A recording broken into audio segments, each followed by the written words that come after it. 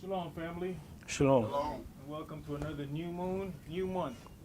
For those who may be new to the UCI family, or even new to the Hebrew walk and do not understand, a new moon signifies a new month, and that was given to us by Yahweh.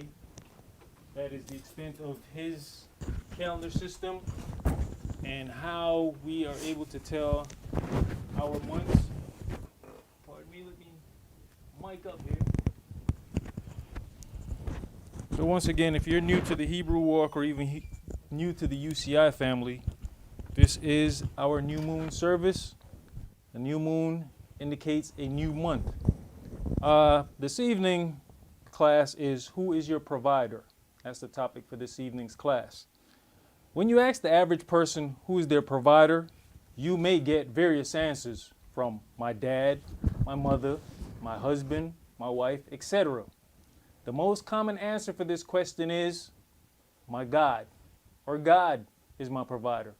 Or which God? Whose God? Okay?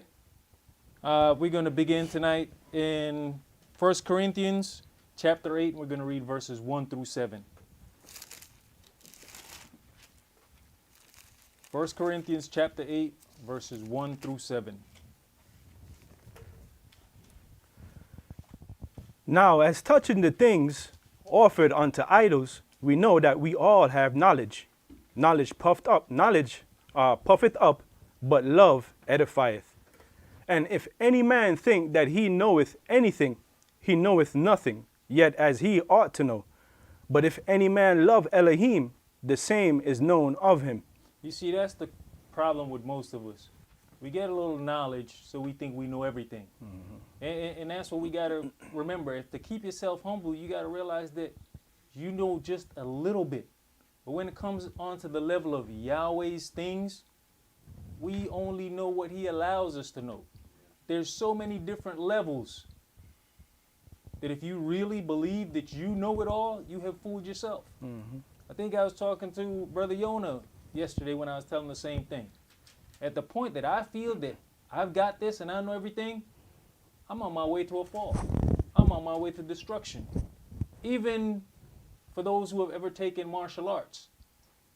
Kung Fu, which is the basis of most martial arts, starts at a black sash. And you work your way all the way to another black sash. And the theory behind that is you start out knowing nothing. You go through all this training and reach to this level just to know that you still know nothing.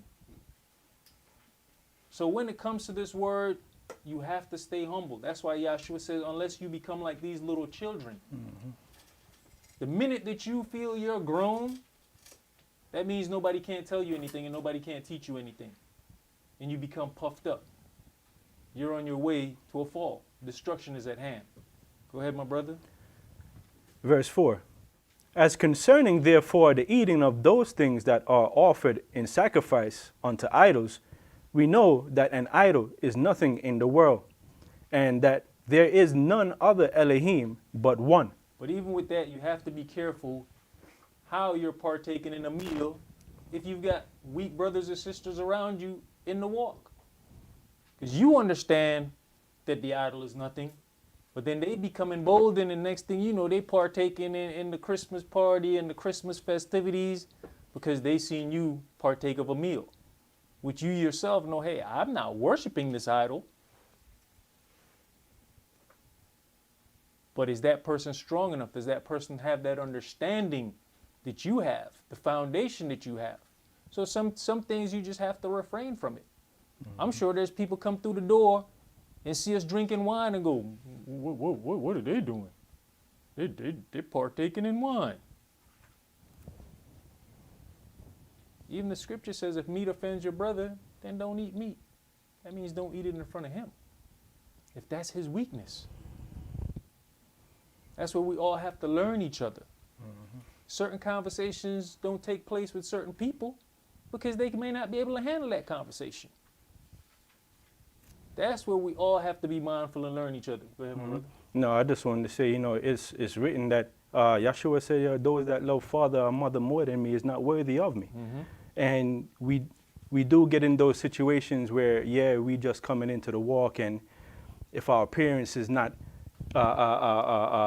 in the walk, then they're still out in the world, and they're going to invite us to what they know, Right. like the Christmas and, the New Year's thing like that. But at the end of the day, we got to stand our ground, knowing what we know, and not allow them to, think that we are where it's easy for us to move from Yahweh and go do what they say. So it's a thing that we got to make sure that we accept. I mean, we've heard it many times where the scripture says, keep your conversation all right. Mm-hmm. And Priest Esaac keeps saying, that's also your deeds. And talking to one of the sisters yesterday, she was going to make a move. And it was her mother, who's not in the word, that was saying, hey, isn't that the Sabbath? Aren't you about to compromise your Sabbath? Right. So then the conversation went on is that, look how you've walked long enough for this person who's not in the walk to respect your walk and remind you when you're about to fall. Right. Go ahead. Verse, is that 5? For though there be that are called gods, whether in heaven or in earth, as there be gods many, and lords and masters many, but to us there is but one Elohim, the Father, of whom are all things, and we in him, and one Adonai, Yahshua the Mashiach, by whom are all things, and we be in him. By him, excuse me. And that's the danger of the statement that I made when I opened up, when we say, hey, who's your provider? And you say, God. Which God? We just read. It says there be gods many. So which God? Whose God is your provider? Go ahead. Howbeit, there is not in every man that knowledge, for some with conscience of the idol unto this hour, Howbeit, there is not in every man that knowledge, for some with conscience of the idol unto this hour eat it as a thing offered unto an idol, and their conscience being weak is defiled. So consciously, this man knows what he's doing. He knows he's partaking in this idol worship. Whereas we read before, some of us know the idol ain't nothing. Man, it's food. I'm eating food, bro. I'm not worshiping this God. I'm hungry. While another man looking at you saying, oh, man, you over here partaking in the Christ Mass. Let's go ahead and go to Matthew chapter 4. We're going to read verses 1 through 10. Definitely have to watch what you're doing, because even if you out on the streets hanging with your homies, or you take your homie to the trap to go get a hit, when the cop comes by and catches y'all, he is not going to say, well, what were you doing? Oh, you were just providing a ride. No, everybody's going down. Everybody's going down. So it's the same thought process when you're in the place of the idol, for someone to believe that you are worshiping the idol. The cop is not going to believe that you are not purchasing drugs. He's not going to take that excuse that, well, I just brought him here. You're in the trap, bro. You got caught. You're going down. Go ahead. You know what, too, my brother? Sometimes we mistakenly understand, what's written about, honoring your mother and honoring your father. And if, honoring your mother and honoring your father, if it comes down to you disobeying Yahweh, then, it's not going to happen. So that's another thing, too, that we got to, make sure we understand how to honor our mother and our father when it doesn't deal with disobeying, thus saith Yahweh. I mean, what did Yahshua himself say? Who's my mother? Who's my brother? The people that sharing this word with me. So as long as you have one foot in and one foot out, it's hard for you to distinguish who is your mother and your brother and your sisters. You have to make a decision.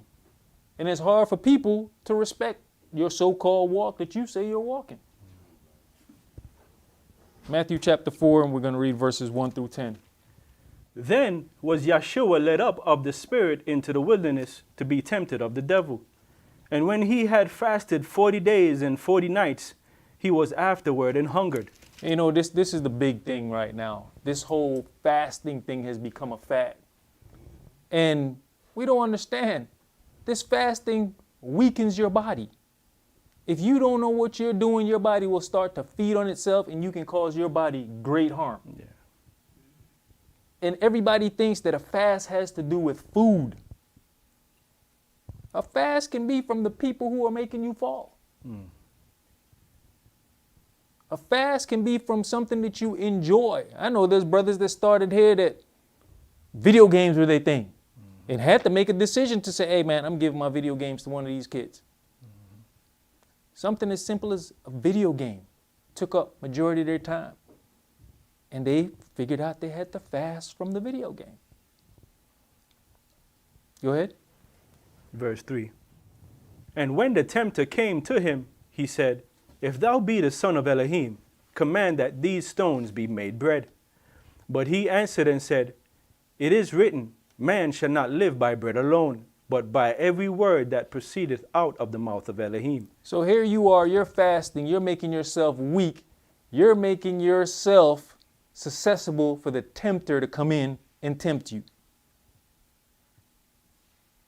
Be careful what you do. Go ahead. Then the devil taketh him up into the holy city, and setteth him on a pinnacle of the temple, and saith unto him, if thou be the son of Elohim, cast thyself down, for it is written, he shall give his angels charge concerning you, and in their hands they shall bear thee up, lest any time thou dash thy foot against a stone. And Yeshua said unto him, it is written again, thou shalt not tempt Yahweh thy Elohim. Again, the devil taketh him up into an exceeding high mountain, and showeth him all the kingdoms of the world, and the glory of them, and saith unto him, all these things will I give you, if thou wilt fall down and worship me. Now this verse here, do we understand there's a lot of people that understand this verse and know what this means and have given up their salvation for this very verse right here? There's a lot of people that understand the power that Lucifer has and have willingly given up their salvation just to obtain these things. But we see when this all took place at Yeshua's weakest point. And we see he didn't just stop with one temptation. He kept going and kept going and kept going. When you've got your enemy down, you keep him down. But the word in him was stronger than what Lucifer had to fight with. Go ahead, my brother. You know, the graphic here is a really strong illustration. It says, you know, first he tempts him and says, command that these stones be made bread. Now, if you erase the piece of bread from that graphic and that person's fasting, all right? So let's say you buy into the temptation because somebody say, well, you know, you can't do this. Yes, I can. So then he turns the stone into bread. But remember, he ain't ate in 40 days. Right. Mm-hmm. So now the adversary just tricked him into bringing temptation closer to him. Mm-hmm. So now what was a stone is now a piece of bread, and now he's hungry. Now he's in an even deeper level of temptation because now he's sitting there looking at hot bread. And that's what we do. Sometimes we put ourselves in the area of the temptation. What? The devil's slick, ain't it? He gonna make you tempt yourself. Yeah. And that's what I was saying. We do that. We put ourselves around issues we know we can't deal with. Mm-hmm. And then cry, well, what happened? I don't know what happened. Yeah. You shouldn't have went there. Mm-hmm. Go ahead. Then saith Yeshua unto him, get thee hence, Satan, for it is written, thou shalt worship Yahweh thy Elohim, and him only shalt thou serve. All right, let's go to Luke chapter 4, and we're going to read verses 1 through 13. And we're going to go to Luke and see Luke's account of the same encounter.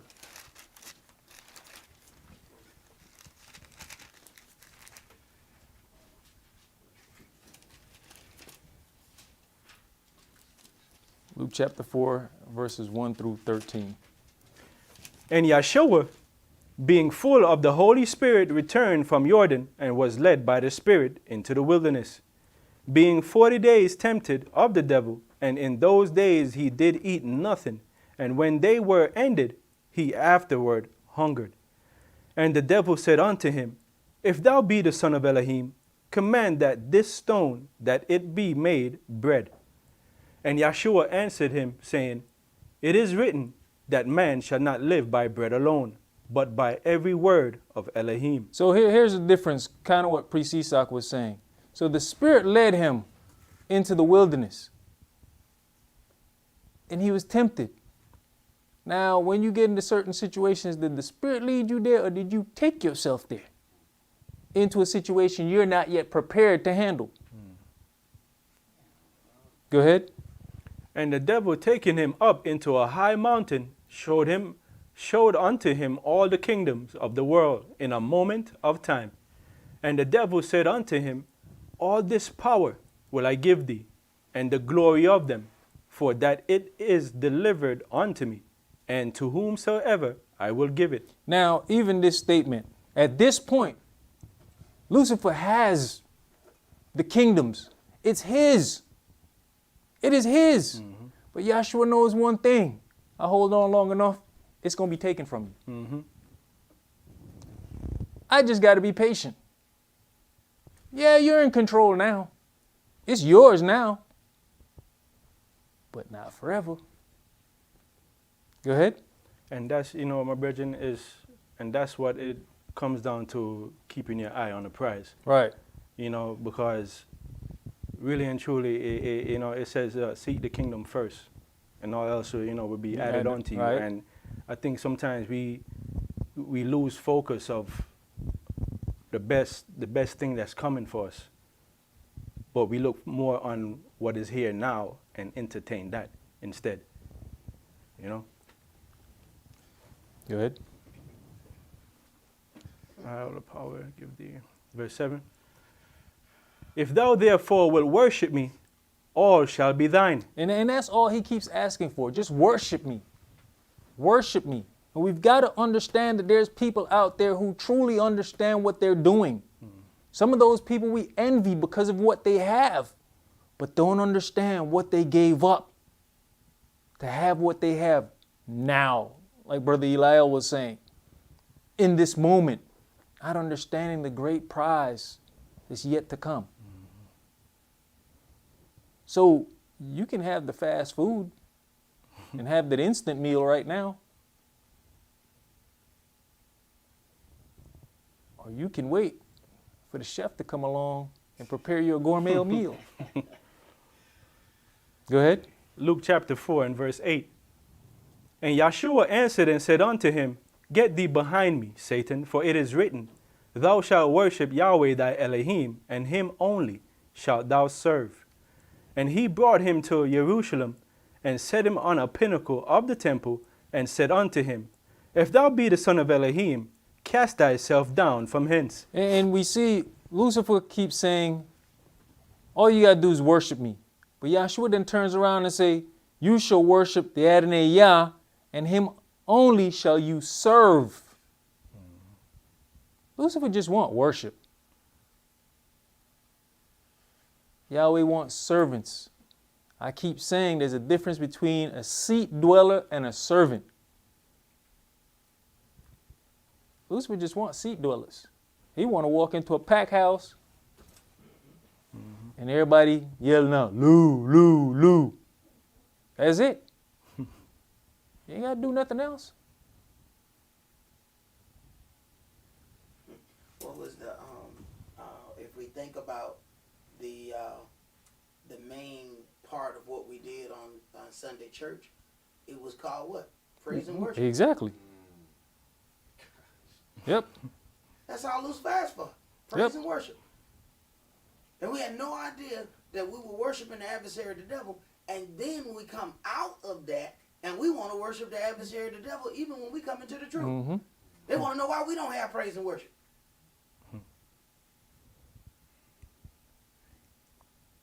Go ahead. But then we understand. Hey, we understand why we're going to have to go in the wilderness and certain things purged out of us. Yes, sir. But why wait till then? Yeah. Why not start working on yourself now? And the biggest thing about even going to boot camp, you see, if you have never been physically fit, once you reach boot camp, you got problems. But the man who's been working his way up to it, it's a breeze. My nephew went through the Air Force, and he said, man, Uncle, it was easy. I saw people crying about this, that. I said, why was it easy? He said, man, because of the way your mom, my mom, and you dealt with me, boot camp was simple. Are we preparing ourselves? Are we preparing our children? Are we preparing our brothers and sisters? There's a boot camp coming. It's called the Wilderness Boot Camp. Go ahead. Verse 10.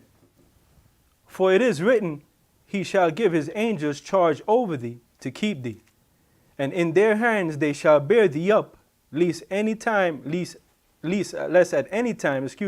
thou shalt dash thy foot against a stone. And Yahshua answered and said unto him, it is said, thou shalt not tempt Yahweh thy Elohim. And when the devil had ended all the temptation, he departed from him for a season. And that's the thing we also have to keep in mind. For a season. It didn't say it left him forever. We have to remember that part. For a season. I mean, we're here. Right now, we've gotten used to knowing when the holy days have come. Because it could be smooth sailing for a couple months. And right before the holy days, we all can just compare notes. And we can just sit there and go, oh yeah, the holy days is here. Because he's left us for a season. But you keeping Yahweh's holy days and making your appearances, oh no, I'm trying to do everything to throw you off track. So you can't do what you're supposed to do. And when you don't do it, then I can go report that you didn't do it. Let's go to Acts chapter 19.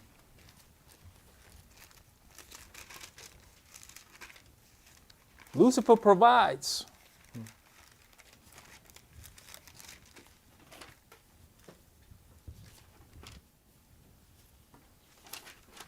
He provides for his worshipers. Yahweh takes care of his servants. The same thing we read about where he said to Yahshua, at least you dash your foot against a stone, the angels will take care of you.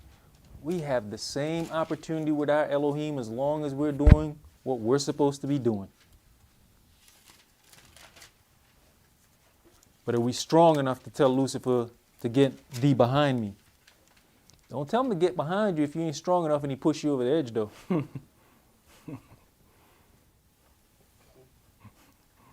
We're going to start at verse 20. Acts chapter 19 and verse 20. We're going to read up to verse 34. So mightily grew the word of Elohim and prevailed.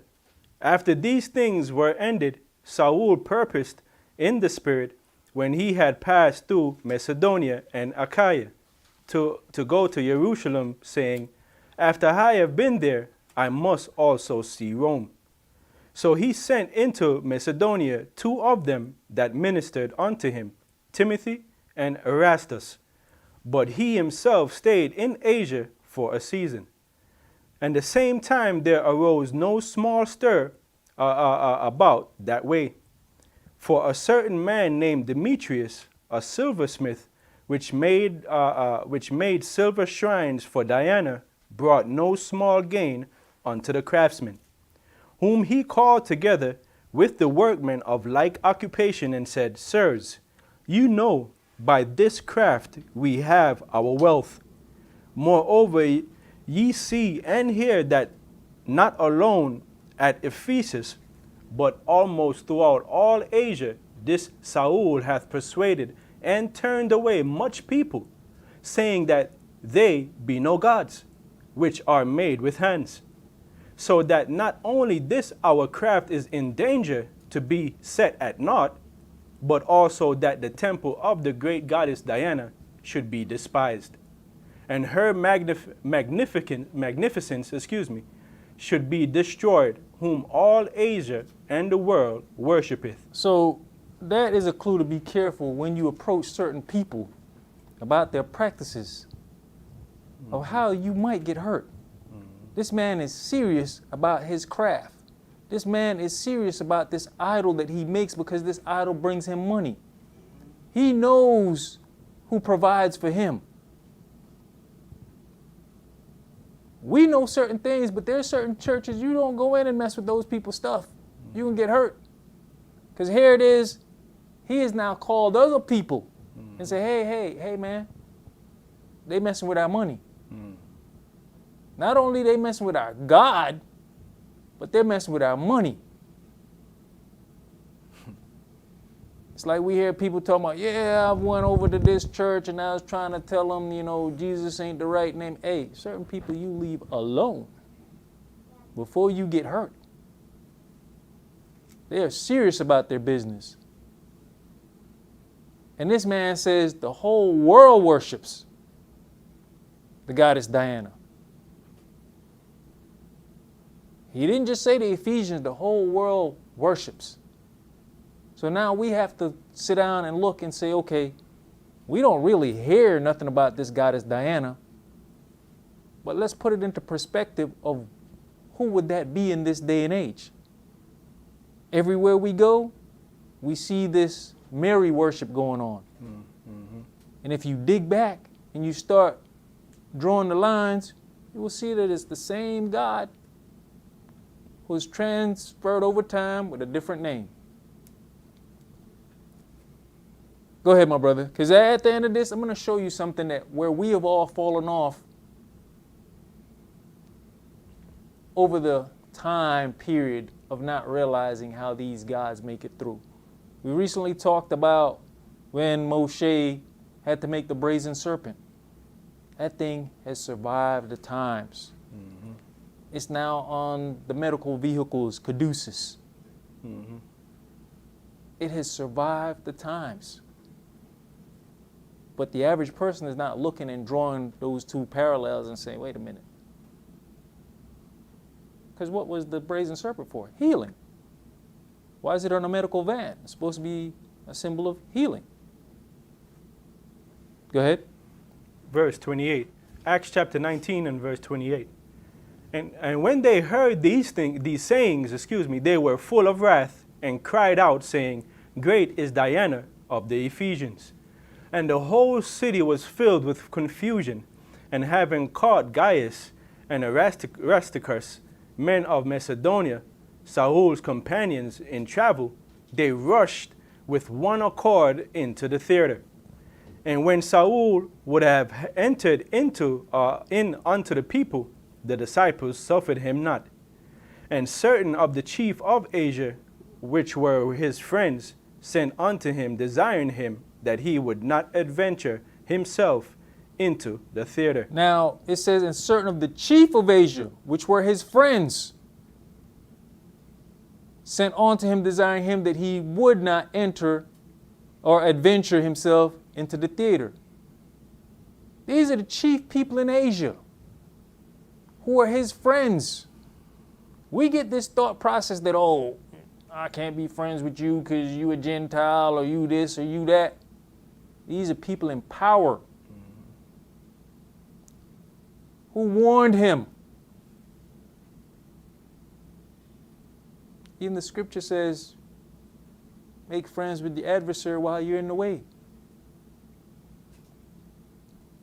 But I'm sure even though those are his friends, if they off into whatever they're off into, I'm sure he wasn't off into it. Go ahead.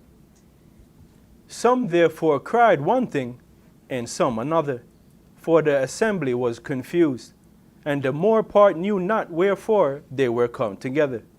And they drew Alexander out of the multitude, the Yehudis putting him forward, and Alexander beckoned with the hand, and would have made his defense unto the people.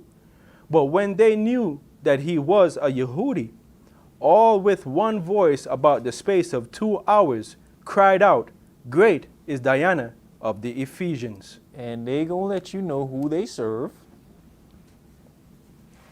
And they don't care what you have to say. We go through it all the time. Thank you, Jesus. Thank you. Oh, hey, that's your thing, you have your thing. Space of 2 hours. Because of what? One man? But they got a point to prove. All that yelling and shouting still don't make your idol greater than my Elohim. So you can keep on shouting. Yeah. Let's go to Exodus chapter 32.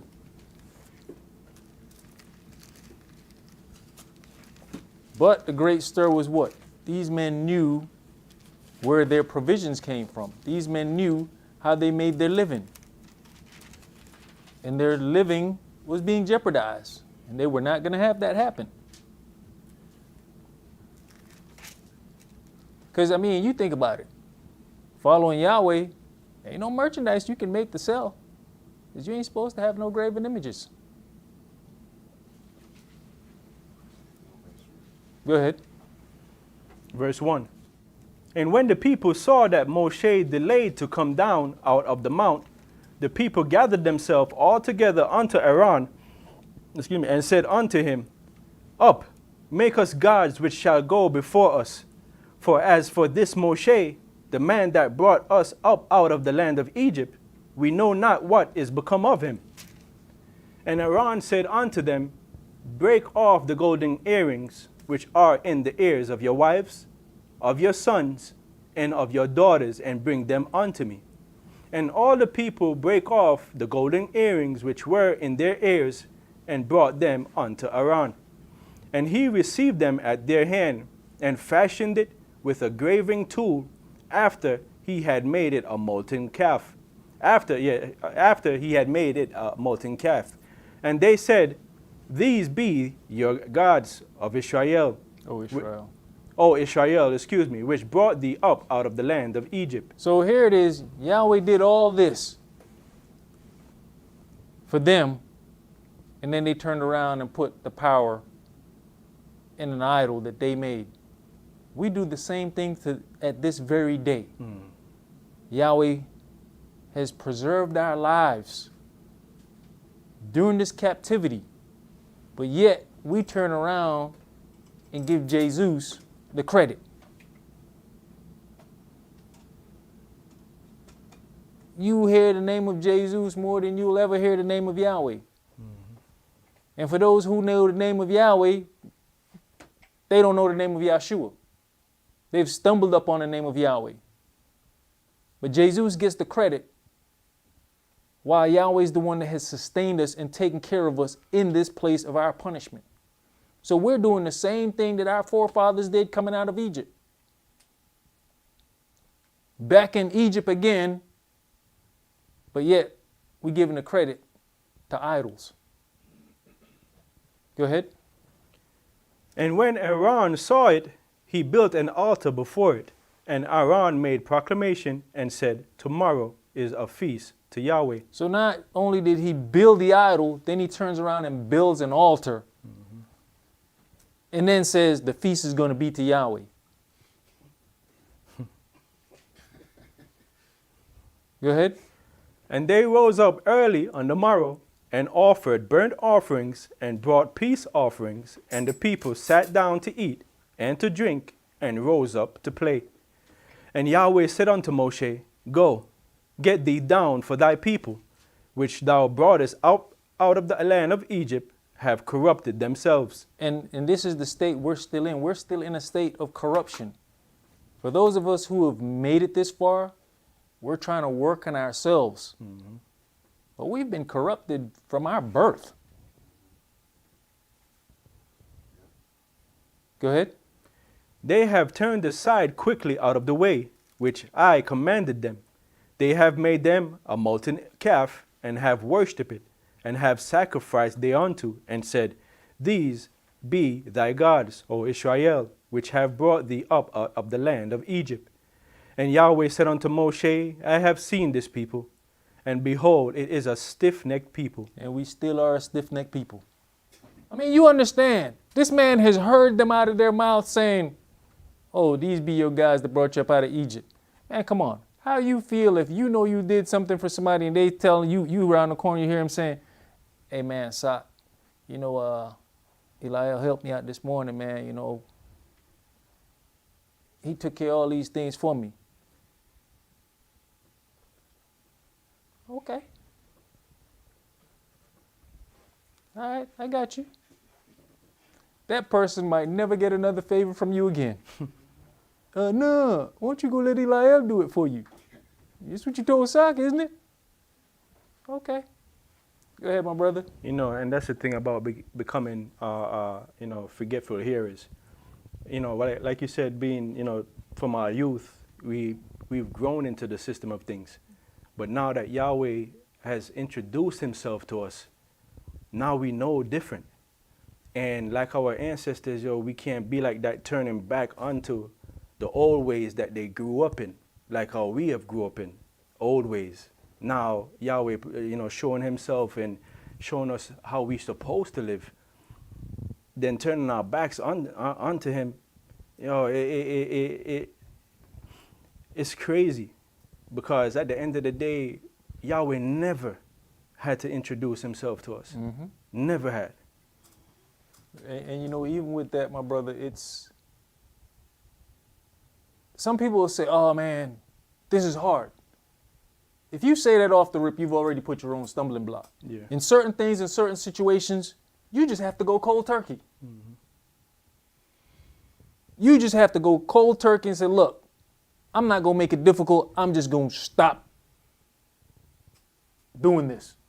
Stop hanging around these people. The more you tote that line, the more you're making it harder for yourself. Yeah. You're creating your own problems. Mm-hmm. Go ahead. Verse 10. Now therefore, let me alone, that my wrath may wax hot against them, and that I may consume them, and I will make of thee a great nation. And just like I said, Yahweh sitting there hearing them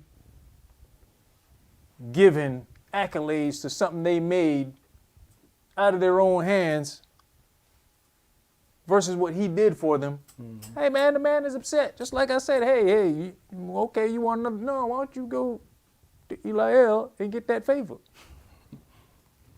That's who you said did it for you, right? So we can understand him being upset. He's hearing these people giving credit to something they made with their own hands. Go ahead. Let's go to, where we going? Hosea chapter 9.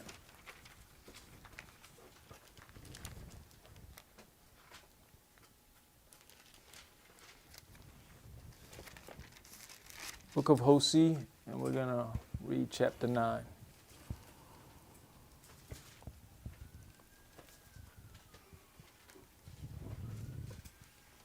Hosea chapter 9 and verse 1.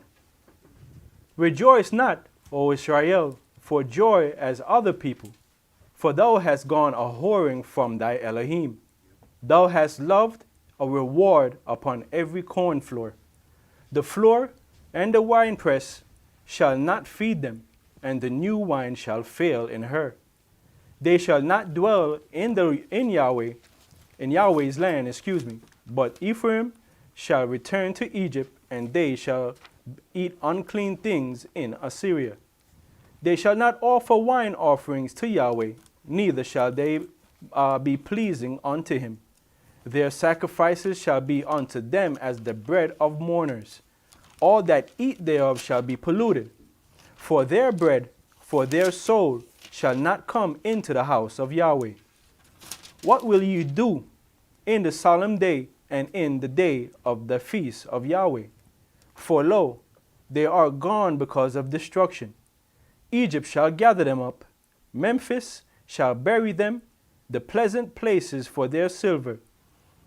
Nettles shall possess them, thorns shall be in their tabernacles. The days of visitation are come, the days of recompense are come. Israel shall know it. The prophet is a fool, the spiritual man is mad for the multitude of thine lawlessness and the great hatred. The watchman of Ephraim was with my Elohim, but the prophet is a snare of a fowler in all his ways, and hatred in the house of his Elohim. They have deeply corrupted themselves, as in the days of Gibeah. Therefore he will remember their lawlessness. He will visit their sins. I found Israel like grapes in the wilderness. I saw your fathers as the first ripe in the fig tree at her first time. But they went to Baal Peor and separated themselves unto that shame. And their abominations were according as they loved. So the abominations that they created was what they loved. Yahweh said, I found Israel like grapes in the wilderness.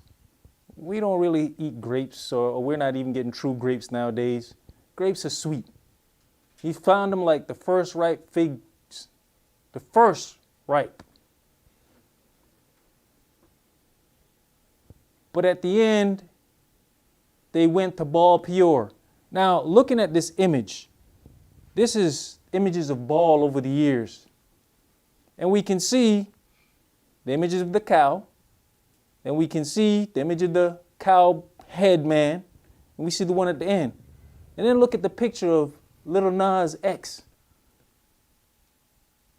I was told he was dancing for Satan.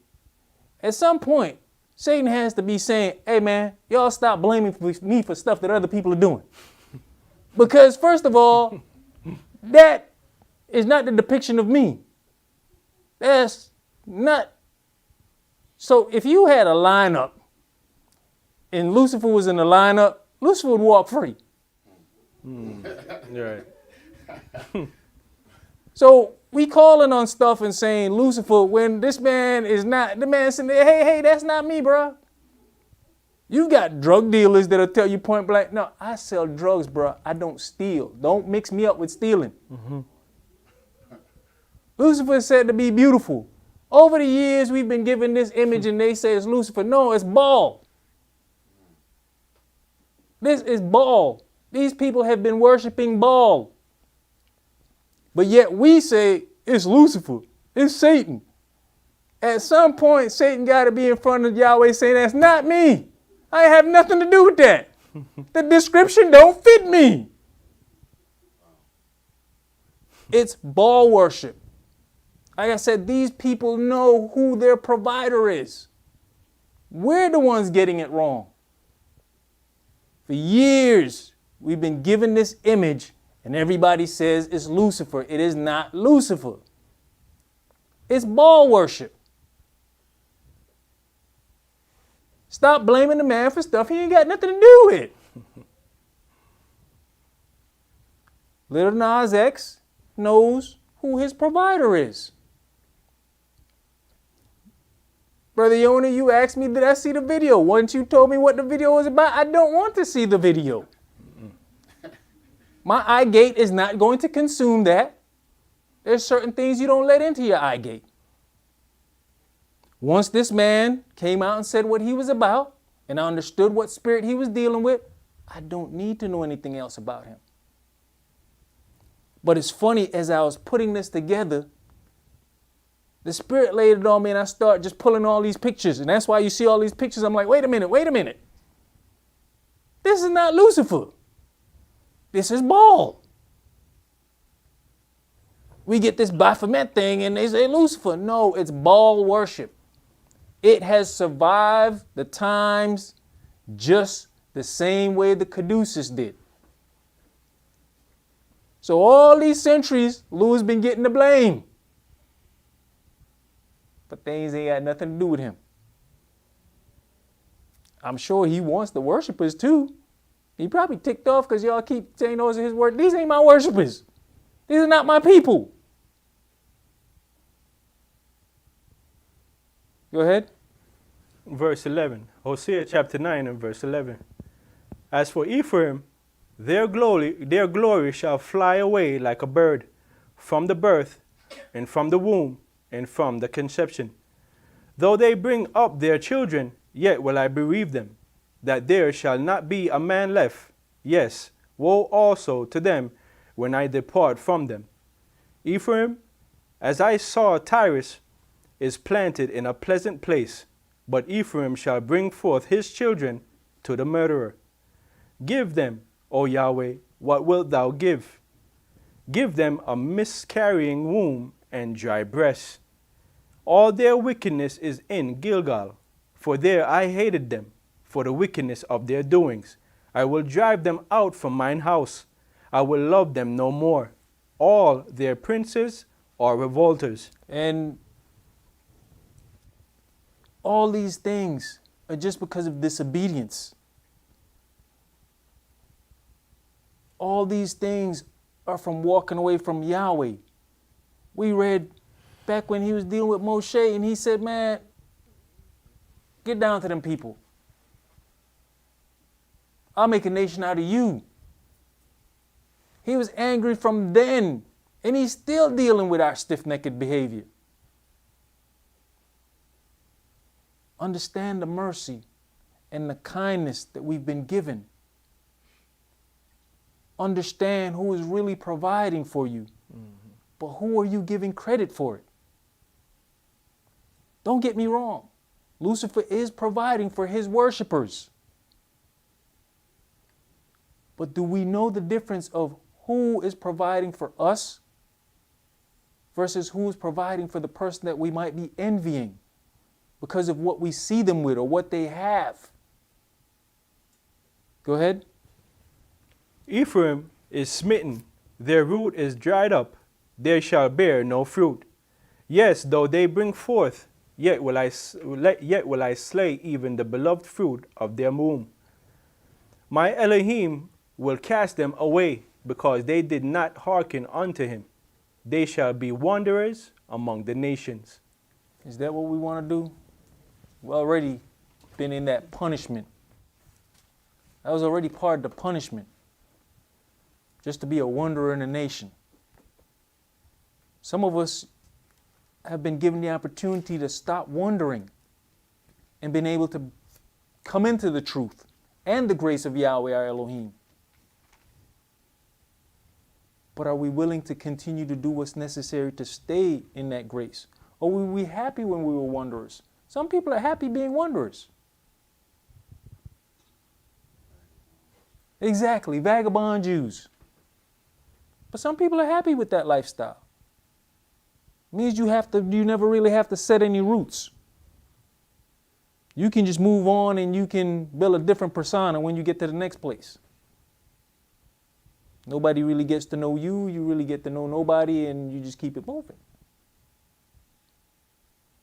You can be a Hebrew in this town, and when you get to the next town, you can be a Christian, and when you get to the next town, you can be a Muslim. You know what I'm saying? Just keep it moving. Let's hear the conclusion of this. Let's go to Deuteronomy chapter 8.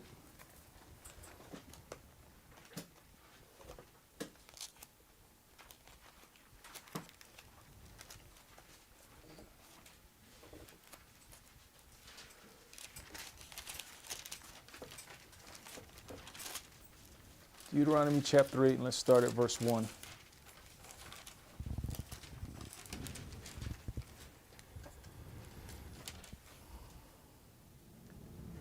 All the commandments which I command thee this day shall ye observe to do, that ye may live and multiply, and go in and possess the land which Yahweh sware unto your fathers. And thou shalt remember all the way, which Yahweh thy Elohim led thee these 40 years in the wilderness, to humble thee and to prove thee. We're still in the wilderness. Yahweh's still trying to humble us. Yahweh's still trying to prove us. Are we worthy of the prize, like Brother Eliel was saying earlier? Keeping your eye on the prize, but are you worthy of the prize? Go ahead.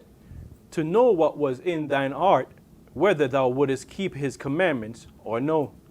And he humbled thee, and suffered thee to hunger, and fed thee with manna, which thou knewest not, neither did thy fathers know, that he might make thee know that man doth not live by bread only, but by every word that proceedeth out of the mouth of Yahweh doth man live. And you know, here it says, and he fed you with manna which you kneweth not, neither did your fathers know.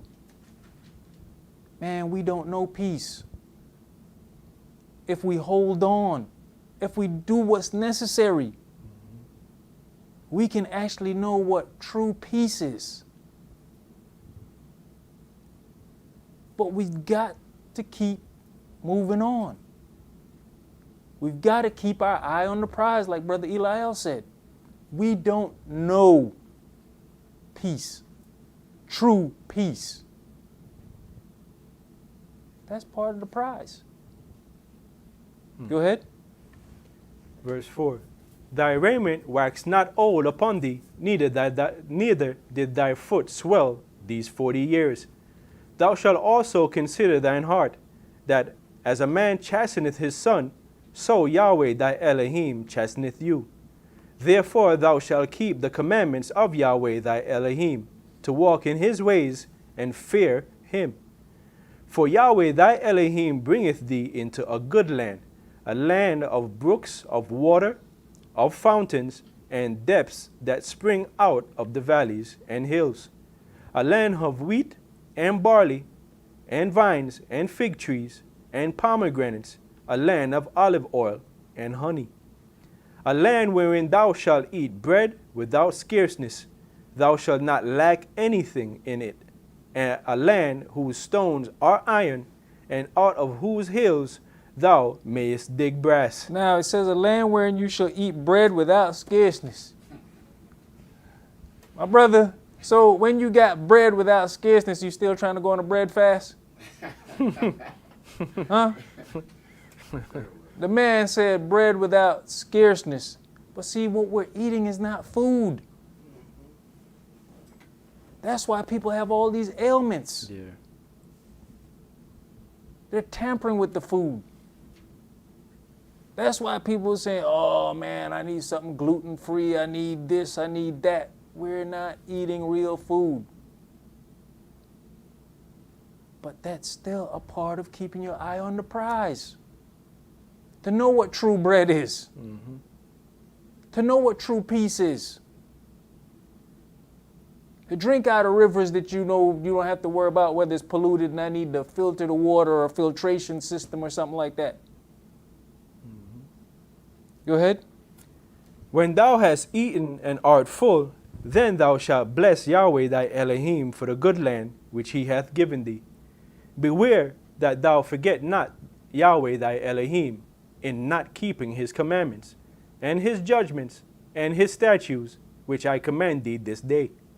Lest when thou hast eaten and art full, and hast built goodly houses, and dwelt therein, and when thy herds and thy flocks multiply, and thy silver and thy gold is multiplied, and all that thou hast is multiplied, then thine heart be lifted up, and thou forget Yahweh thy Elohim, which brought thee forth out of the land of Egypt from the house of bondage, who led thee through that great and terrible wilderness, wherein were fiery serpents and scorpions, and drought, where there was no water, who brought thee forth water out of the rock of flint, who fed thee in the wilderness with manna, which thy fathers knew not, that he might humble thee, and that he might prove thee, to do thee good at thy latter end.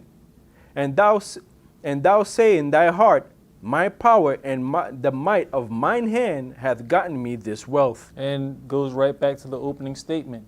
You ask the average person, who's your provider? Why? Because they've forgotten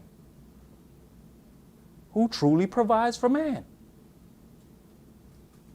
They will give the credit to everything except Yahweh. Go ahead.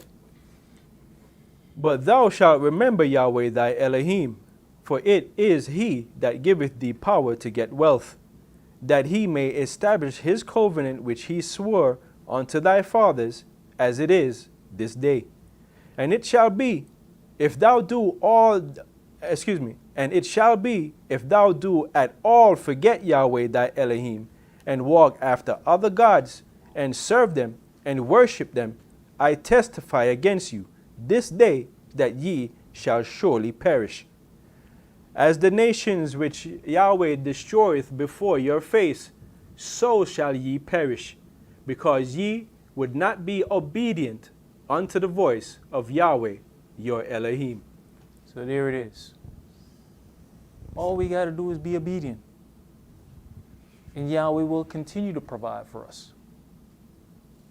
So let's not forget who our provider is. Like I said, let's not envy the wicked,